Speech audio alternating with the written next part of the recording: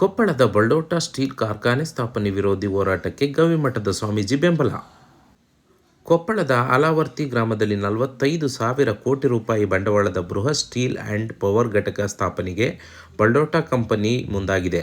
ಆದರೆ ಪರಿಸರ ಮಾಲಿನ್ಯ ಮತ್ತು ಆರೋಗ್ಯದ ಮೇಲಾಗುವ ದುಷ್ಪರಿಣಾಮದ ಬಗ್ಗೆ ಆತಂಕ ವ್ಯಕ್ತವಾಗಿದ್ದು, ಈ ಪ್ರತಿಭಟನೆಗೆ ಗವಿಮಠದ ಅಭಿನವ ಗವಿಸಿದ್ದೇಶ್ವರ ಸ್ವಾಮೀಜಿಗಳು ಫೆಬ್ರವರಿ 24ರಂದು ಕಾರ್ಖಾನೆ ಸ್ಥಾಪನೆ ವಿರೋಧಿಸಿ ಪಕ್ಷಾತೀತವಾಗಿ ಹೋರಾಟ ಮಾಡುವ ಬಗ್ಗೆ ತಿಳಿಸಿದರು.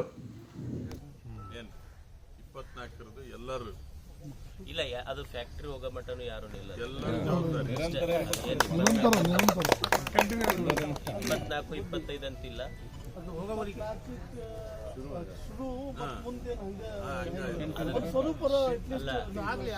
ನೆಕ್ಸ್ಟ್ ಏನ್ ಮಾಡನ್ರಿ, ಅದಕ್ಕೆ ಒಂದೊಂದು plan steel handle first factory ಕೊಪ್ಪಳದಿಂದ ಹೋಗೋ ಮಟ್ಟ ಏನು ಈಗ ನಾವು ಅಲ್ಲ, ಅವರು ನಮ್ಮನ್ನು ಕರೆಕ್ಟ್ ಬಂದಿದ್ರು, ನಾವು ಬರಂಗಿಲ್ಲ ಅಂತ ಹೇಳ್ಬಿಟ್ಟಿವಿ.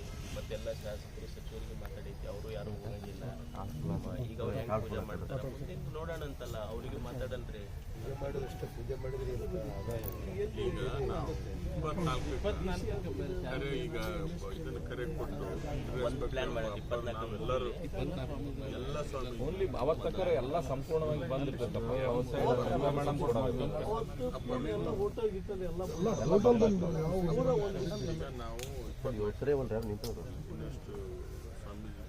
ಎಲ್ಲರಿಗೆ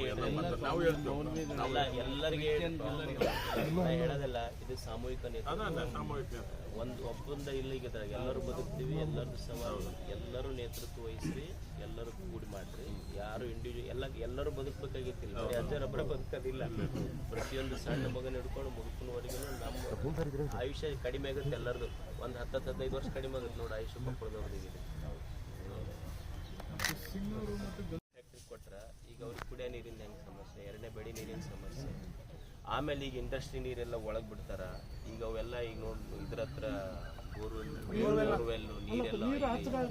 ನೀರೆಲ್ಲ ಅದಕ್ಕೆ ಹೋಗಿ ನೀರ ಕಲುಷಿತ ಇದೆ. ಡ್ಯಾಮಿನ ನೀರ ಕಲುಷಿತ ಆಯ್ತು. ಆಕ್ಚುಲಿ ಆ ನೀರು ಡ್ರಿಂಕಿಂಗ್ ವಾಟರ್ಗೆ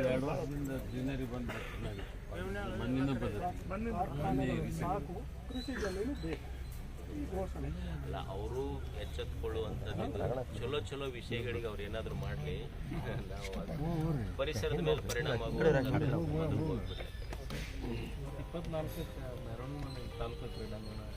ಎಲ್ಲಿ ಮಾಡ್ತಾರೆ, ಎಲ್ಲಿ ಬಿಸಿಲು ಇರ್ತೈತೇನಲ್ಲ ಸರ್, ಇದ್ರಾಗ ಮಾಡ್ಬೋದಾ? ಶಾಸಕರು ಅಲ್ಲಿ ಸೇರಿ